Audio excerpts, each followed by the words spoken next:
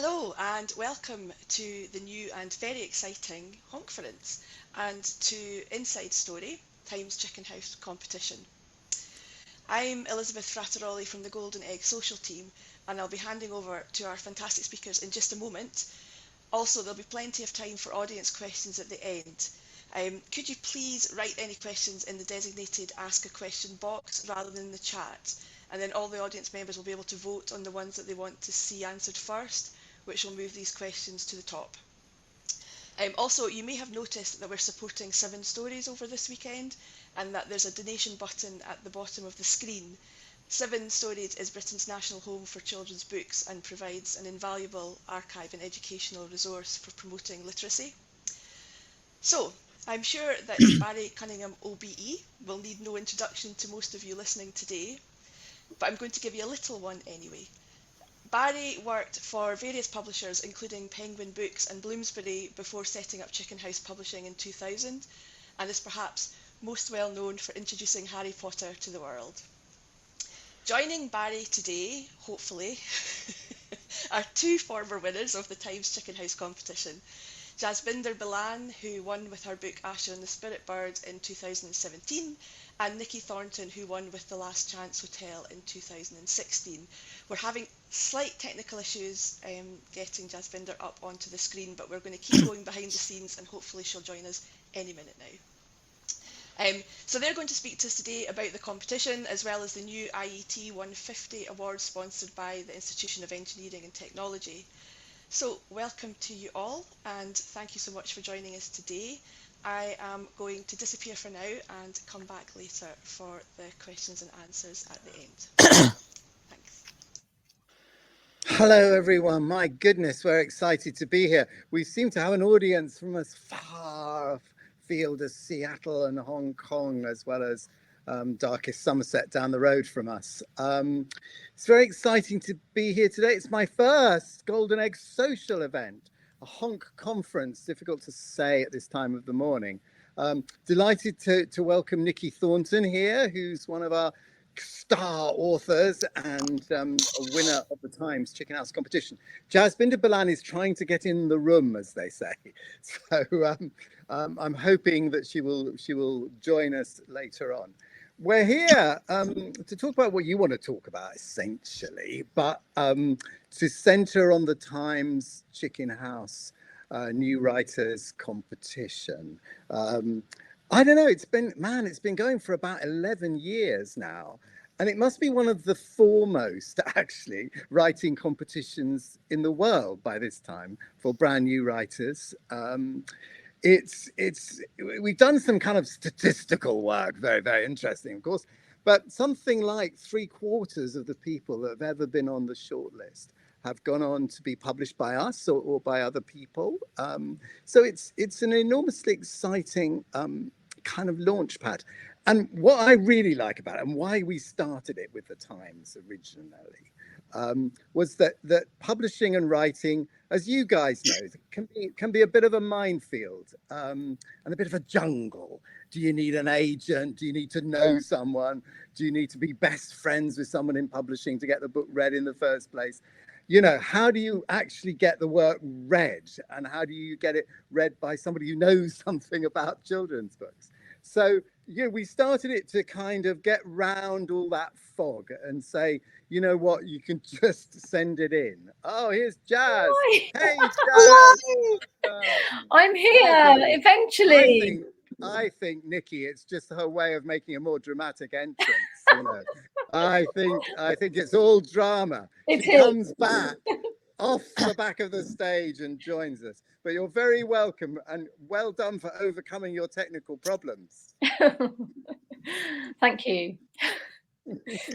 So you can relax now, Jazz. I'm just doing the intro on the Times Chicken House competition. Okay. And I've just got the bit that we started it because we wanted to give an opportunity for anybody to send their book in, to get it read, to get it evaluated, and hopefully get through to either the long list or the short list. So the way it works, and I should say my big news is that we've extended the closing date to the 14th of May. So you've got oodles of time to get your work in now. We've extended it because obviously the circumstances of life is very difficult for everybody. It's difficult writing over the top of your children's heads while they're trying to do their homework. It's difficult even getting on a computer, isn't it? So, you know, we've extended it to the 14th of May. And just as a reminder, it's open to anybody in English, writing for 7 to 18-year-olds.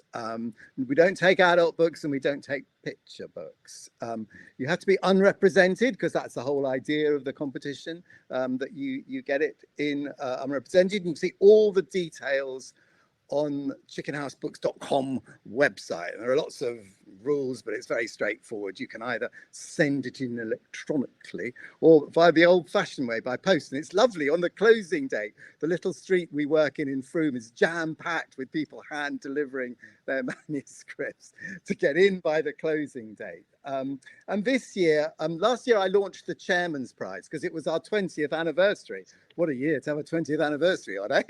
But it was our 20th anniversary, and I launched a special second prize. So the winner gets a publishing contract for £10,000, and the Chairman's Prize gets another publishing contract of £10,000. But this year, the Institute of, I always get this wrong, so I have to read it. The Institute of Engineering and Technology are also celebrating their huge anniversary, and they wanted to sponsor a prize not about technical writing, but about imaginative writing, where kind of technology, engineering, the future science is going to go.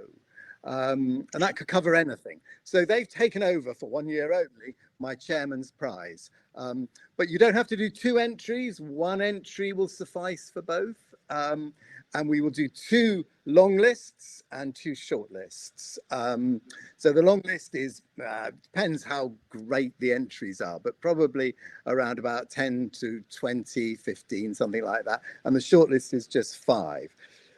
So everything that comes into the Times Chicken House competition gets read. We have a panel of readers, and then I read the last 50 or so that's selected from the thousands of entries we get, and then I narrow it down to the long list. I get that wonderful chance to phone call people. I phoned these 2 once and said, "Hey guys, you're on the long list," and the first people don't believe it's me. They think it's somebody like having a joke. And then there's often tears and sometimes actually fainting. I've had once. Exciting too. So yeah. So then we go on to do that process. So it's a very great, very exciting. I love this competition because, like, I think last year we're going to end up in publishing 3 of the 5 on the shortlist. And if we don't publish them, often other people do, as I say. There is a small entry fee that covers the costs of the competition. But you know, it's a wonderful prize to win. And I don't know, I'm sure you are, because you're part of the Golden Egg as well. But I love this whole idea that you can be writing in your garden shed 1 year, and then just a very short time later you can be published like these guys around the world. So it's lovely. It's a wonderful kind of fairy story that comes to life, bit like your children's book itself, you know, from the princess in the tower to the princess in the bookshop, really. I love it, and I love reading, and I never know, you know, I still get that excitement of the brown paper parcels when all my colleagues and they're librarians and teachers and booksellers who read everything, they give me the shortlist. It's still exciting, you know, it's still exciting to read stuff that no one else has read. And you know, it's I'm going on a bit about this, about why it's important to me, but you know, sometimes then you get an insight into someone's imagination that they've never had before. You know, they often, you know, their family know them as great parents, great partners, great teachers, but you get that insight into their secret world of imagination that maybe in a sense they've never showed anybody else. And it's a wonderfully intimate moment. And that's, I think, the connection that I'm always looking for. So I'm looking for that connection that I get from reading, for readers to have, for children to feel that connection to a private world that means something to the author and then to the readers. Anyway, more of kind of what we're looking for in a minute. So that's the Times Chicken House competition, 14th of May, oodles of time to start writing, time to finish it off, time to get it out of the bottom drawer. And I'm just going to go to our authors now to tell you a little bit about their experience. And then we're going to talk about a bit more generally about what we're looking for in the writing experience. So can I start with Jazz, if she's recovered from a difficult entry process? Yeah. So I think I probably could say that my writing journey began way back when I was about 6, in fact, and I picked up a pencil for the very first time and began writing. And I kind of have this very clear image, and I can remember just being fascinated by writing itself. And then when I learned to write actual words, one of the things I absolutely loved to do was to write stories. And the other thing that I absolutely loved to do was to illustrate them. So I used to write lots and lots of stories about animals, about imagination, my kind of the things that came into my mind, and illustrate them. So, but then it took me a long time. I grew up, but I always remembered this kind of dream that I had and this real passion. I grew up in a house full of stories, and I belonged to the library, local library. So I read a lot, and I was really a sort of child that was just locked in their imagination. And so I became a teacher.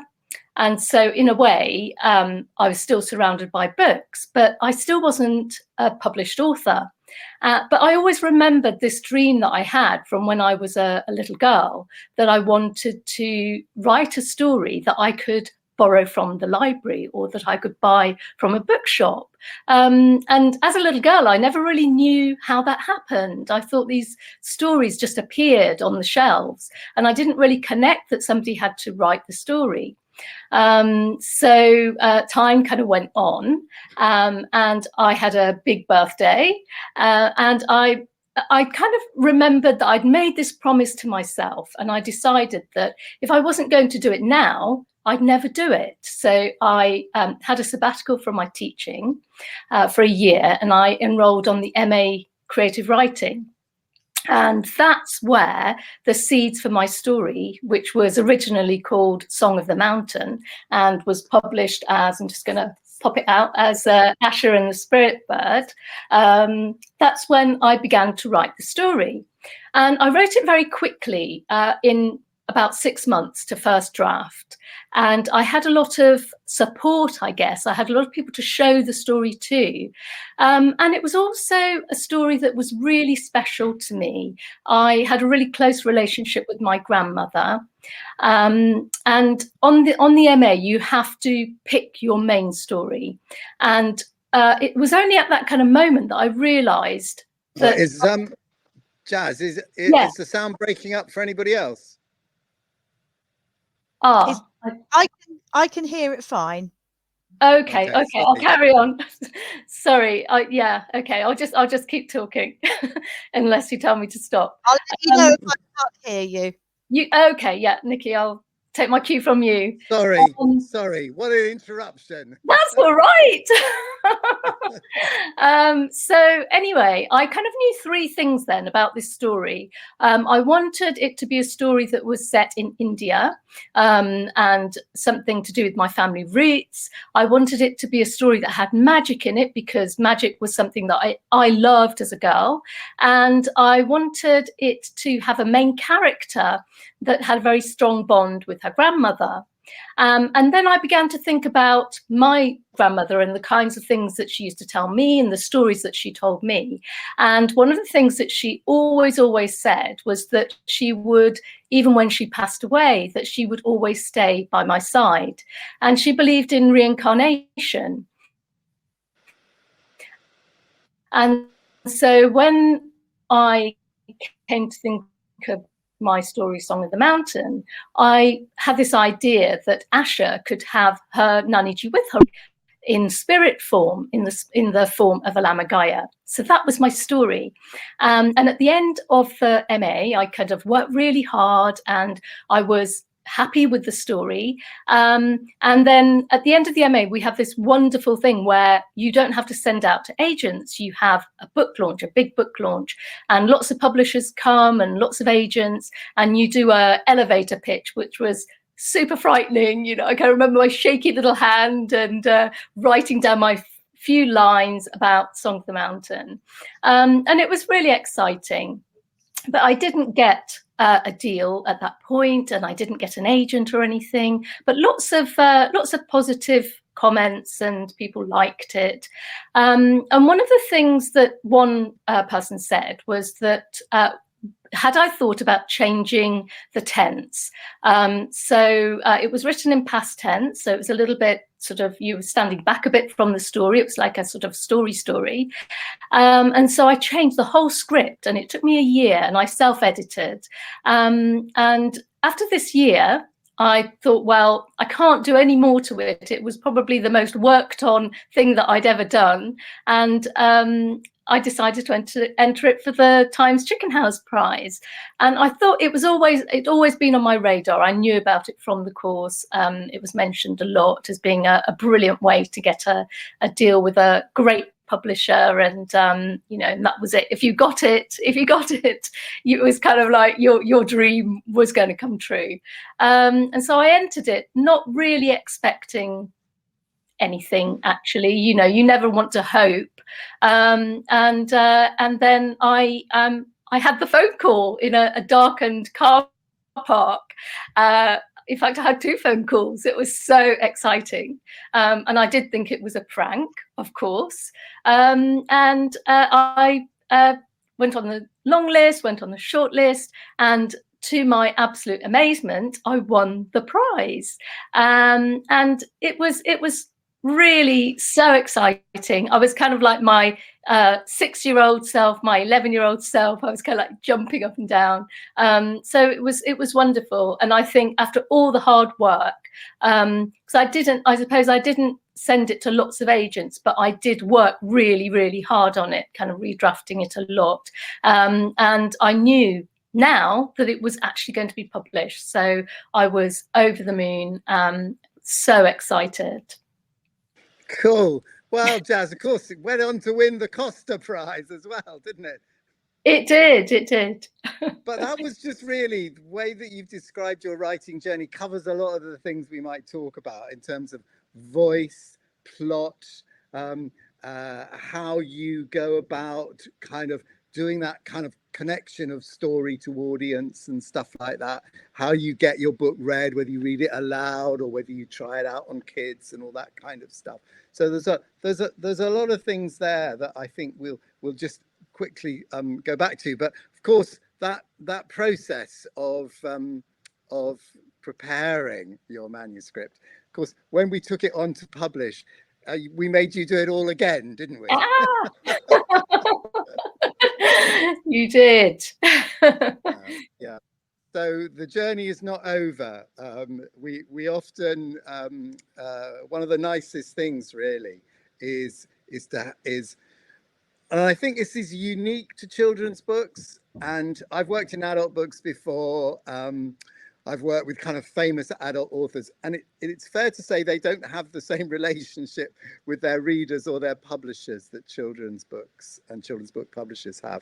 So we do collaborate together, and we work together with authors in getting the best book that is possible out of their heads, out of their subconscious, out of their anger, out of their love, out of wherever we need to find it.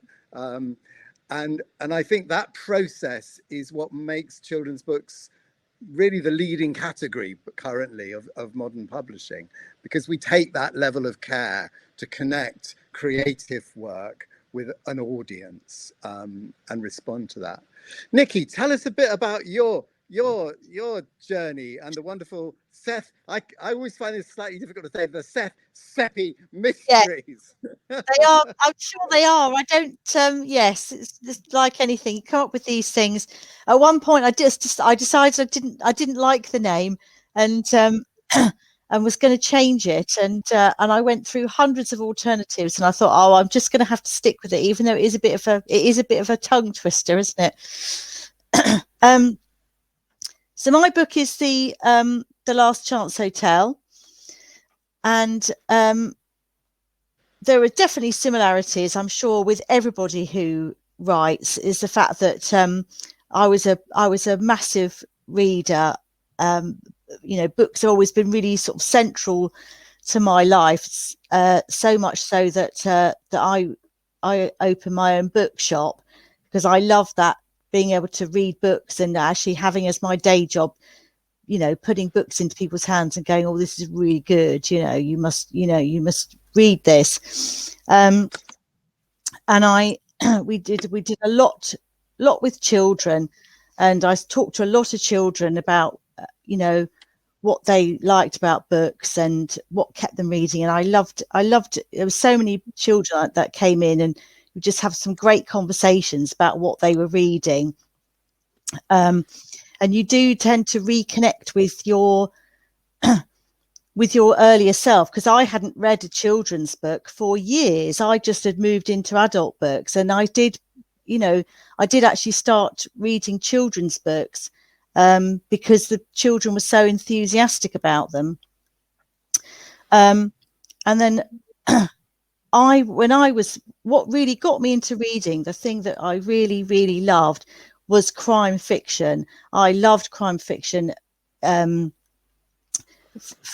a young age. Like a lot of people, I think I just used to read pretty much everything, and I really love crime fiction. And I sort of got to thinking that I would really love to have some crime fiction that I could offer to all these enthusiastic readers in my shop. And although there were lots of brilliant children's books, in my opinion, there was not enough crime fiction. So I decided to do that thing where I thought, well, I'll just write one. I'll just write one. And then you soon quickly learn that there's a long journey from being a reader to being a writer. Because you're a good reader, I thought it was going to be easy, and you just realize that you're not very good at it, and it's quite disappointing, really. I was There's honesty for you, Nikki. So I had I wrote quite a lot of books. I love writing, so it's not like it was a big ordeal. It was my hobby before I did anything else with it. And I just thought, I'm determined to find a way to write crime fiction for children. And I think that the difficulty I could understand was the fact that they can. The first one I wrote was just ended up a bit too dark, really. Trying to find a way that you got that sort of that really complex puzzle element, which I love about crime fiction, where it's really sort of makes you think. And I love that sort of slightly interactive element about it. Trying to find a way to do that for children. And I think I'd actually got to a stage where I'd written actually a few books, and they were all really terrible. And I think I gave up at this point. And I wrote a fantasy book, which kind of ended up, to be honest, being a bit of a crime fiction story. And I think that's when I really decided that the way to actually make it far less gruesome was to set the whole thing into a fantasy world, because a lot of the things which actually happen in my books, if they happened, outside of a magical world, they would be a lot more disturbing.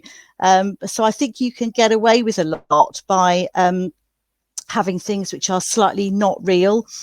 So that was really where I sort of thought. And then, of course, I realized, I've solved one problem. I can get away from all the really gruesome stuff.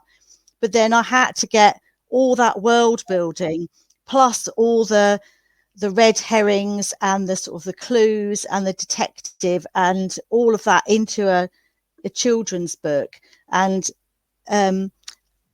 my books, I think you need plot twists. I think to do that you need some setup and subplots which go off in different directions. So there was a slightly hideous complexity about trying to do that and the world building. So I still didn't really feel that I was really getting near to how I had this idea in my head of what I wanted to write. But I did send my manuscript off. I got to the stage I was actually quite happy with. I thought they think I'm getting there, and I sent that into the Times Chicken House competition.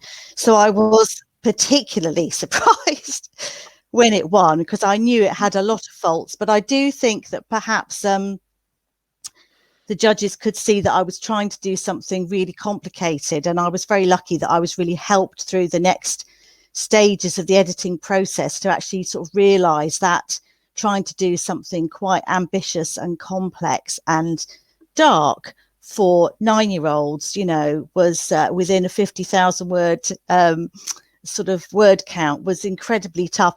So if anyone says writing sort of children's fiction or genre fiction is easy, I could say, I would say the opposite. It's really tough getting that balance.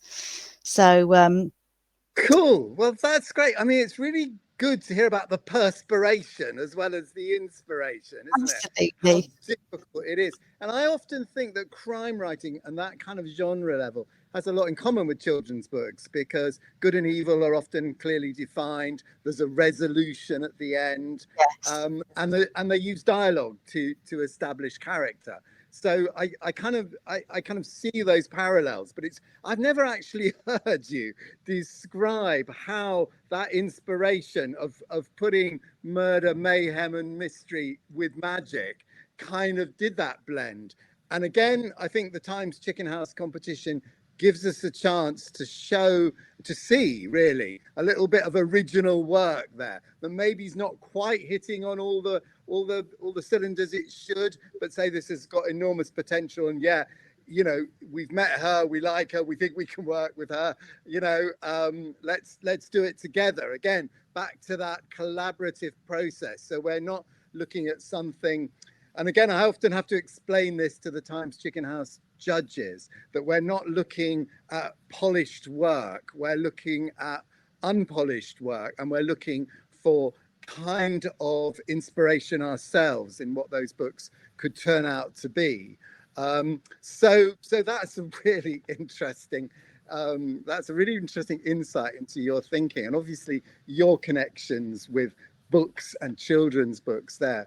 But one of the things that often there are a lot of questions that come up, and we're lucky enough again in the Times Chicken House competition to have a range of judges. So it's not just me saying, "Oh, I've read that 100 times before."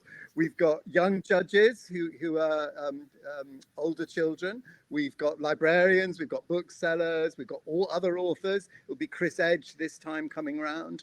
So it's good to hear a range of views.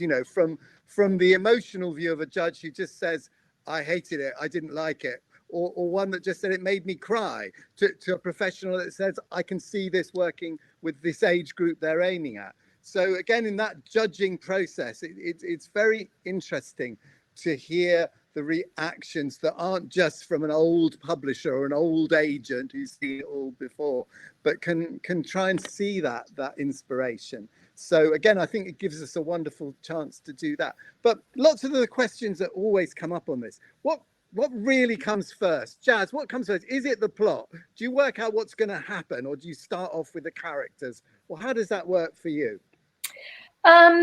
Plot definitely doesn't come first with me. You shouldn't say that to your publisher. You just shouldn't. It's much more kind of holistic for me. With Asher, I had a really clear image, and I think setting's really, really important for me. And it's almost like I get the setting and then I think, well, who is in this setting? And so for Asher, I had an image of a big mountain background, a little girl playing in the dust with water, and it was very, very real, very vivid in my mind. I could see the water, I could see her playing, and it was as if this image was quite a kind of universal image. It's something that we all kind of do when we're little. And then I sort of just kind of built on it, really. And as I said, I knew there were a few things that I definitely wanted to have in the story. I wanted it to be magical. And it was a question of getting to know my character.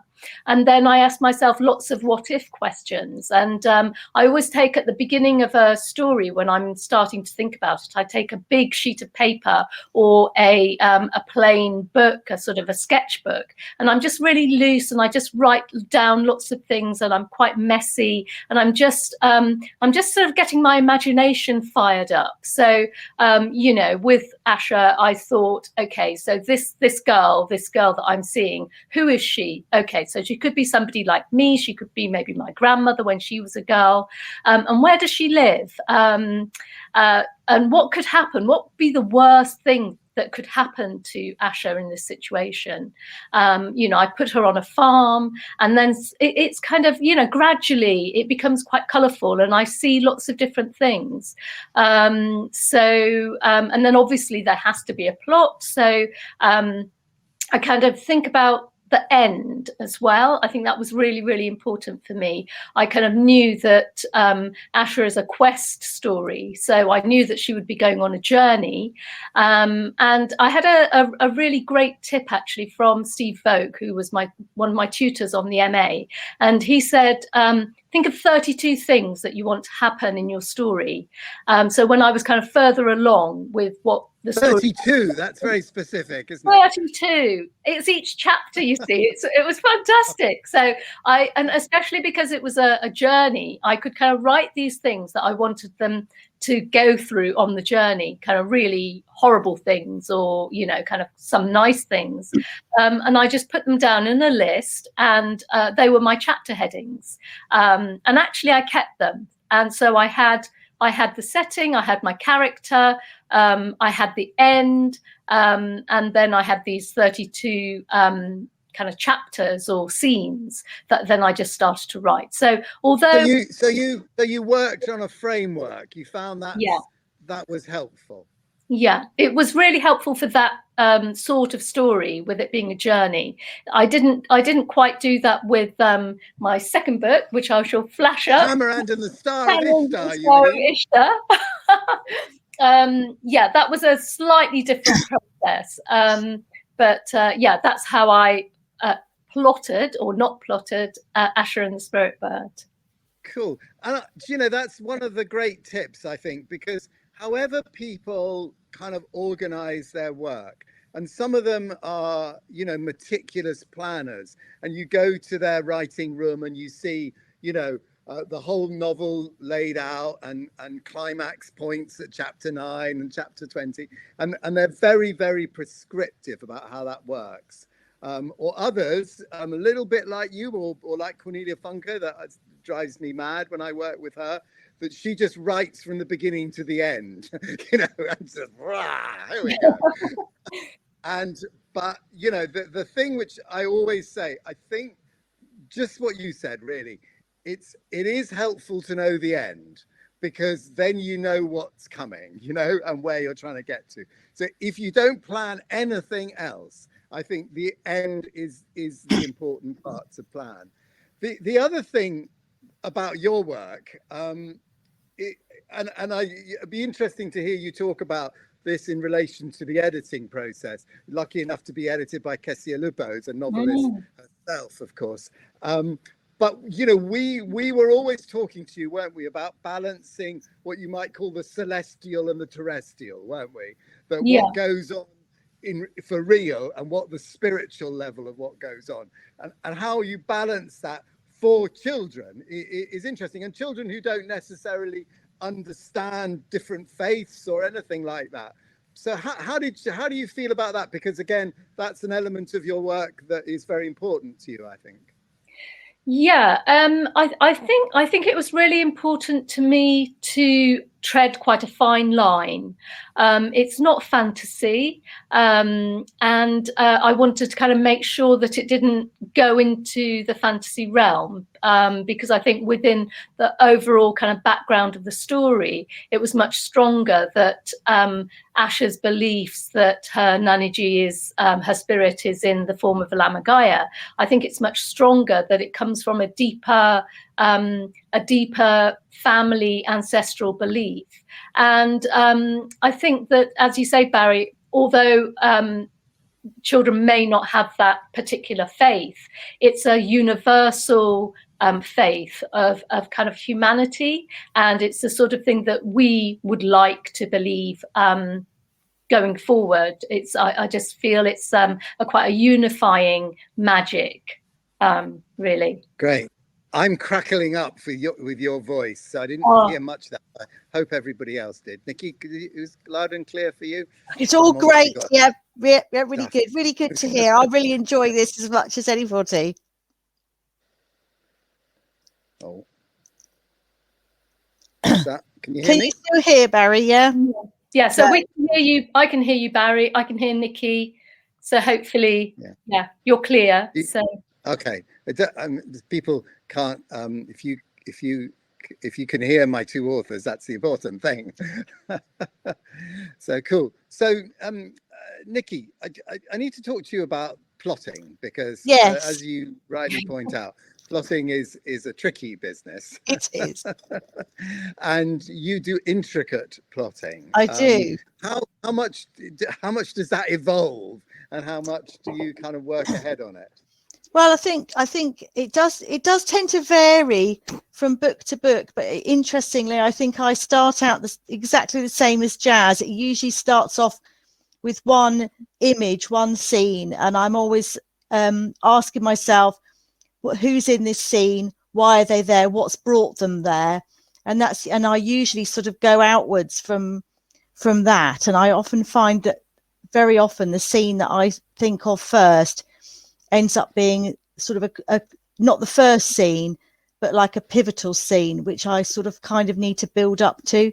So I do tend to work backwards a little bit. And I think that's probably that sort of thinking backwards does help with the fact that there are lots of mysteries that you want to unfold at a sort of, that's one of the things with mystery writing, is that there's a lot of unknowns. You've got the fact that there is trying to discover what's really happening is one of the things that keeps you reading. So but I do have to have some structure before I start writing, and I always just do 12 points. I think I'm failing now. I don't think up 32 points before I start to write. I just feel, oh, that's a really good idea. I'm going to take that tip. That sounds like really super organized to me. I usually start writing when I know 12 key things that are going to happen, and that's usually my thing. But I think you have to. The reason I probably do 12 is I think it is quite useful to leave things to evolve, because I find with my plots are so complicated, I couldn't possibly know them all before I started. I think my head would possibly explode. So I just like to. It's funny, as things go on, I'm a bit of a draft zero writer. I try and splurge out a really quick first draft of about 20,000 words, and then I start noticing all the little connections which kind of are there subconsciously, and I try to then weave them in a much more conscious way. So that's really how it's all there, but it's just spotting them sometimes, really. That's very good. You're lucky enough to have Rachel Lyson as your editor, aren't you? Yes. Great at that. She's a good spotter of plot, isn't she? She's very good. I don't get away with anything, and she really makes me go through and explain things, so that I think she's I just feel that she's she puts it all under the microscope, and so that I know that if I can say, oh, this is here because of this, and it's going to lead to it's setting up this twist at the end, then if I can explain it, I think that it should be there. Although I've just got my copy edits back, and the copy editors pointed out I've got a big plot hole in my last scene, and I'm thinking, oh God, I have got a nasty one. I've got a nasty one to fix. So that's bad. Well, that's good. That's what a copy editor is for. Indeed, indeed, yes. And I think it's always a shock how much I think it's a shock for anybody who wins the prize or gets published, actually, to find out how close to the beginning of a journey it is in terms of editing and yes. So on. I forgive you why I sort of waved around my camera as I was trying to get my volume so I missed the first bit of your whatever Nikki said, but she's back loud and clear now, so forgive me if I ask you the same question twice. So one of my pet sort of loves about children's books, you both exemplify in different ways. Apart from the kind of plot, character, developing storylines that make sense to children, I love the way that you both celebrate food in different ways. And I always think food in children's books really important. I once worked at Penguin for a long time with Roald Dahl and people like that. And of course, he exemplified how important food was. But the editor the legendary editor of Puffin Books always used to say to her authors, tell them what's for tea, because this is really important. There are two big questions of childhood. Are we nearly there yet? And what's for tea? And you've got to remember and address those, whether you're in Hogwarts or on the moon. Tell them what's for tea. And you both in very different ways do that. Jas, and that's a very colourful part of your books. Yeah.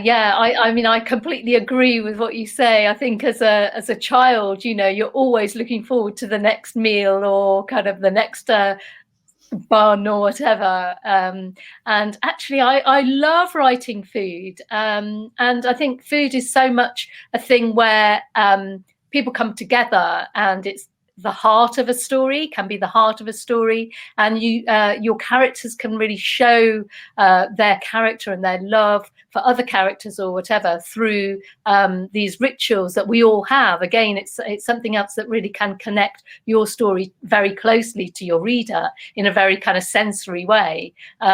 So I do kind of love putting the food in, even on the journey, and Asher and Jeevan haven't got any food. One of the games that they play is kind of, what's your favorite meal? What would you like to eat? Yeah. I think that's true. Nikki, of course, one of your characters is indeed a cook. Yes. To begin with.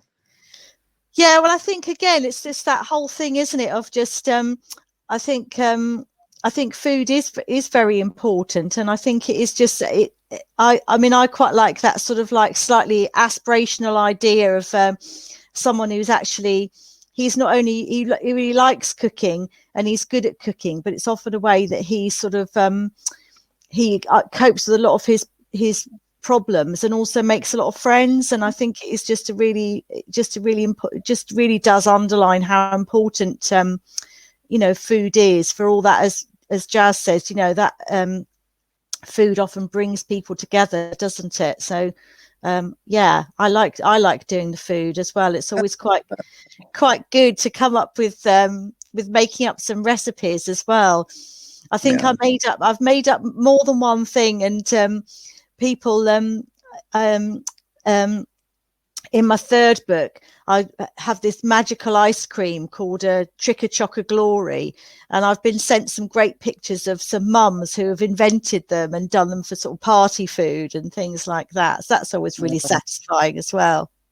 It's great. It's great when your fictional creations live in reality, isn't it? It is. It's fantastic. It's a real cool thing. The other thing which I'm always looking for, you're talking about things that judges look for. And I think, again, is a unique quality in children's books, and especially in children's books from this kind of writing community, wherever we find that. is the use of humor in children's books. And again, both of you use that. Even at moments of high drama, and in Nikki's case, very high drama, you know, humor is an important part of getting your message across, whether that's a dramatic message or it's a lighter message. You don't have to be a funny writer to use humor, do you, Jazz? No, absolutely. And I think in Asha, it comes through with their relationship, Jeevan and Asha's relationship, and they're going on this very long journey, and they have to keep going. And one of the ways that they do it is to entertain each other and make each other laugh. And I think it's like food, it's kind of the heart of humanity. We all love to laugh, and it's something that is great to kind of have in stories to share with readers.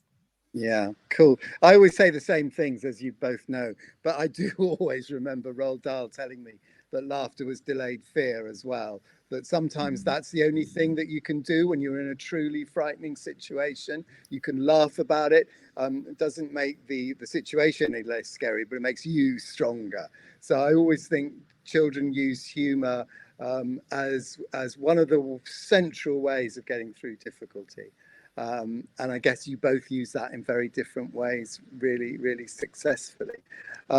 You also use, I think we are about to do questions. So just to remind you, as I'm going to sign off with the closing date, 14th of May for the Times Chicken House competition. And you too could be one of these glamorous women in years to come. Team men. We have men winning too. I'm actually really sorry to interrupt, because I was enjoying listening to that as much as anybody, but I'm just looking, we do have actually 18 questions, so we won't probably manage to get to them all, but if we start doing some of them, then hopefully we can get through some. But that's been a really great discussion, so thank you very much for that. One of our top questions is, perhaps unsurprisingly, what are you hoping to find in the submissions this year? Well, we've been looking kind of to try and get submissions even wider. We've had some free submissions that we've given people free entries to. We're working with, hopefully, with a wider community, and our publishing represents a wider community. So I'm looking for new voices coming from a wider area than we've had before, and I'm never disappointed. Every year we get a wider variety of entries from different communities, from different writing styles from different parts of the world. So I suppose what I'm always looking for is, this is a long answer, isn't it? But that bit that says, and we've all felt it, you know, that's true. You know, you get a piece of emotion coming through a piece of writing, you know that's true. It's true emotion, it's how they felt, it's how they felt from their childhood, how they imagine they'll feel in times to come, but it strikes home and it's inspirational. And that's what Chicken House is about, really. We publish, but we don't have to publish books that we don't believe in. And it's lovely to start believing. I'm looking to start believing. That's great. Another one that kind of follows on for that, I think, is, are there any interesting trends that you've seen in entries over the years, sort of popular genres or age groups and concepts? That one's from Claire Rose. Well, I drowned in wizard stories for a fair few years, as you can imagine. So there were so many wizards. I suppose we saw a lot of dystopia at one time, and we still do. Children are genuinely worried, and the writers who work with children or who are inspired by children are genuinely worried about the future and what the future's done, and the mess we've made of the present. So I think we're looking at how futures could be reimagined for individuals and for society. That comes through a lot, and how individuals can make a difference. So whether that's, you know, at school, in your family, in a new family that you move into, I suppose we're looking at books that are about change in some way or another. I never see enough animal stories. It's surprising, but I love animal stories, and I think animals are very close to childhood. because animals, you know, are treated in the same way. They're shouted at. They're never given their food that they want. They're moved around. They're taken for walks when they don't want to go, you know. So I think they have a lot in common with children, and children empathize with animals extremely strongly. And I don't see enough of those, or indeed ghost stories. Some of those traditional areas, I never see enough. Oh, good tips for everybody listening today. um, so Helen is asking, is it okay to enter a revised version of a novel that she's submitted before? Yes, it is. We do have that every year, and a different person reads it. So you know, that won't necessarily mean that the person who's read it before will read it again. So yeah. That's interesting. And is it a mix of children readers and other people from the Chicken House that read it, or is it? No, it's a mix of adult readers for Okay. the first stage. So it's bookseller, ex-booksellers, current librarians, people from the Chicken House, freelance editors that we use. So it's as wide a range as we can get, but we don't match anything. So we don't say, you know, that person just reads YA or something. So Okay. we mix them all up. Brilliant.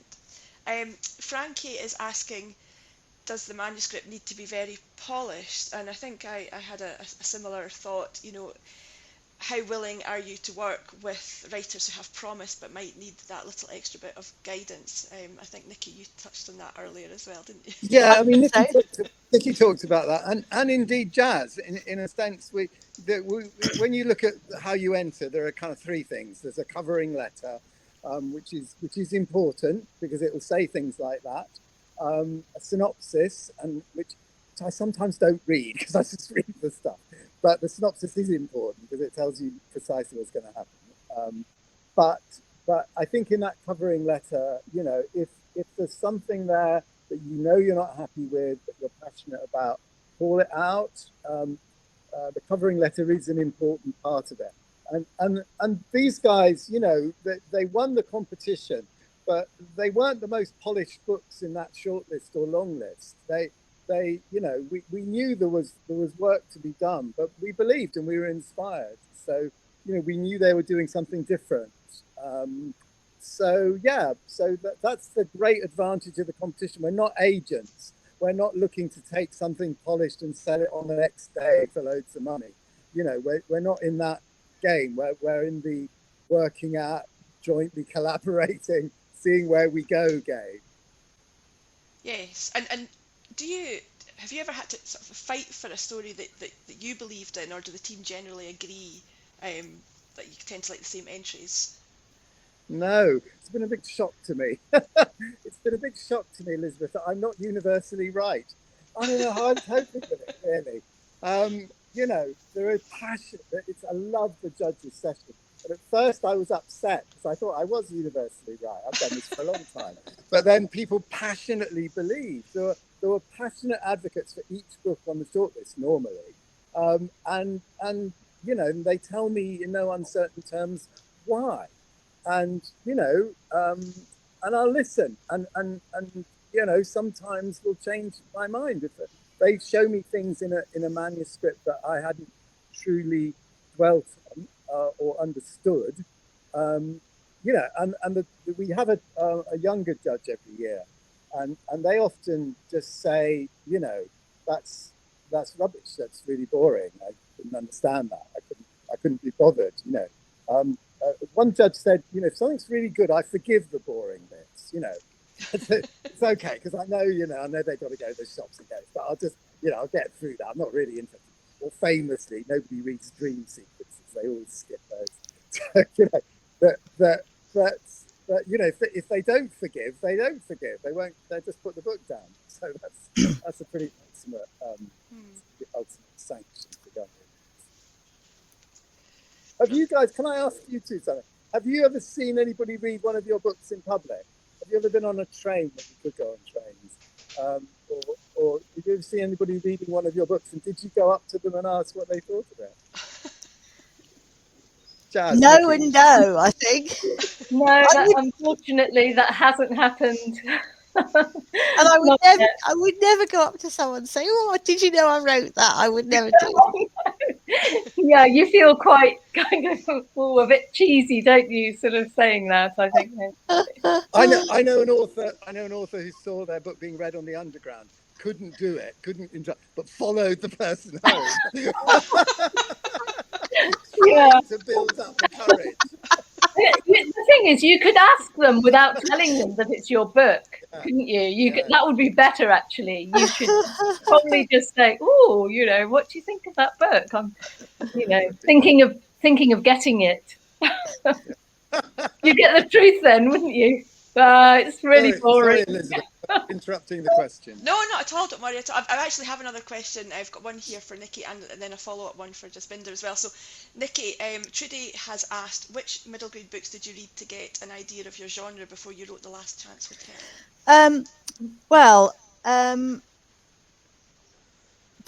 There is. I mean, obviously the magical elements were very easy to get lots of ideas for, but I think trying to get the level of complexity was actually really tough. But I was extraordinarily lucky because about the same time as I was trying to do it, Robin Stevens published her first book, and what I was really, really delighted about was that I thought, obviously somebody else thinks that crime fiction for children is a bit underrepresented at the moment. And I particularly think her books, I mean, I am a bit of a Robin Stevens super fan. I think her books are incredibly complicated. And I think that they are possibly even darker than mine without the magic. But the way that she does it, because they're historical and it's sort of set in this world, it's almost like, for most children, that sort of privileged 1930s super posh world is kind of a fantasy world for most children reading it anyway. So although hers are not fantasy, there is that sort of slight air of unreality about them. So, but I did start to find that I did really start to look at sort of what crime fiction that there was. Fleur Hitchcock is brilliant as well. She does sort of slightly more noirish, but there are increasingly now more as well. So there's a lot more out there now. That's great. Thank you very much. I think I can't believe how fast this has gone. We've possibly got time for one more question before wrapping up. So, Jazz, Katie has said that she thinks she heard you on a podcast say that your antagonist became clearer after working with the Golden Egg Academy, and was wondering if you could say a little bit more about your antagonist. Yeah, that was one of the big things that came through with the editorial process. And to begin with, I had an antagonist, but they were pretty faceless.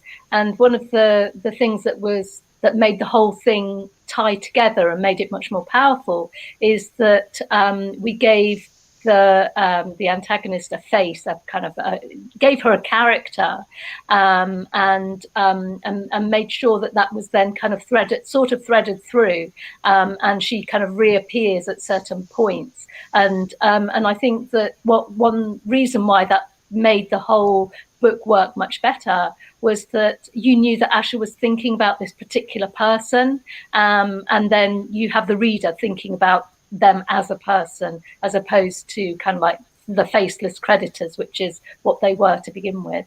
And I think, I have to say, although at the beginning of the editorial process, I thought, oh my gosh, I've got to dive back into this story that I thought was done, that I was done with it, that I was going to I'm getting it next week, aren't I, Barry? Yes.